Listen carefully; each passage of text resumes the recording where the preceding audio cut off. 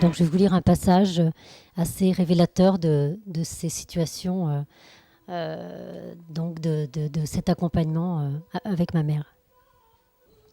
Au lendemain de ces visites, mon père inscrivait un mot sur mon carnet en prétendant que j'avais été souffrante. Un jour, nous attendions dans la salle d'attente. Une jeune femme se lamentait. « J'ai mal à ma jambe, mon Dieu que j'ai mal !» Elle se massait. Ma mère se leva et s'approcha d'elle. Elle se mit à lui parler en portugais. « Dói-lhe a perna » ? Votre jambe vous fait mal ? La dame la regarda étonnée, ne comprenant pas visiblement les paroles de soutien de ma mère.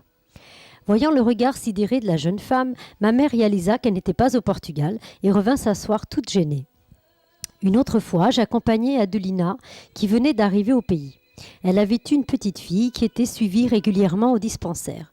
À la fin de la consultation, le médecin demanda « La prochaine fois que vous viendrez, n'oubliez surtout pas de m'apporter une couche mouillée. »« Pas de problème, docteur, je traduisais Adelina. » Et le mois suivant, j'allais la prendre chez elle. Elle me dit « Tu vois, j'ai bien trempé la couche dans l'eau. J'espère que le docteur sera satisfait. » J'acquiesçais et je fus surprise de voir le regard concerné du pédiatre qui finit par éclater de rire.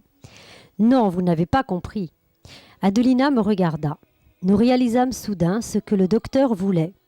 J'avais parfaitement compris les mots prononcés par le médecin lors de la précédente visite.